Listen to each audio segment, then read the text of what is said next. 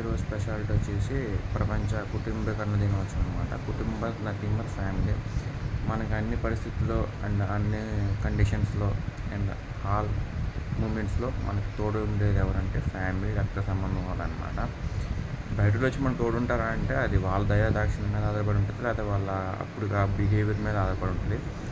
ఎంతసేమన్నా మనకు సపోర్టింగ్ ఇవ్వాలంటే మన ఫ్యామిలీని అనమాట. ఈ రోజుల్లో ఫ్యామిలీ అంటే వాళ్ళు కొట్టుకుంటున్నారు, అది వేరే మ్యాటర్. ఇంతకుముందు ఫ్యామిలీస్ చూసుకుంటే అంటే మన గ్రాండ్ మదర్ టైంలో ఇంతకుముందు టైంలో చూసుకుంటే ఒకరి మీద ఒకరు ప్రాణాలు ఇచ్చుకున్నారు అనమాట. అంటే వేరే వాళ్ళు జోలికి వస్తున్నారంటే వీళ్ళు వాళ్ళ జోలికి వెళ్ళేవాళ్ళు, వాళ్ళకి ఏమైనా హాని చేస్తున్నారంటే వీళ్ళు ముందెళ్ళి ఎదురు ఉండేవారు అనమాట.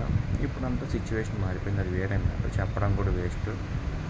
ఇప్పుడంతా చిన్న చిన్న ఫ్యామిలీస్ అయిపోయారు. ముందు ఉమ్మడి కుటుంబాలు ఉండేవి.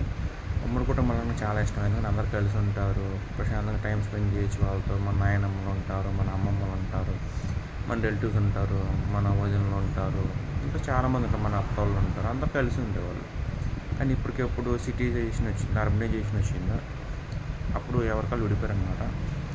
విడిపోవడం వాళ్ళకే నష్టం అని వాళ్ళకి తెలియదు, ఐకమత్యం మహాబలం అని వాళ్ళకి తెలియదు.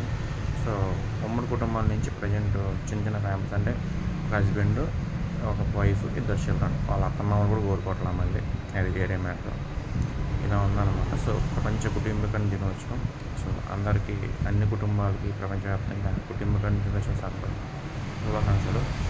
ఇటు నుంచి ఉమ్మడి కుటుంబాలతో ఉమ్మడిగా కలిసి ఉంటారు, ఐకమత్యంతో ఉంటారు ఆశిస్తున్నాను. అది నేను ఆశించడం వరకే, మీరు ఉంటారు లేదా అది మీ ఇష్టం.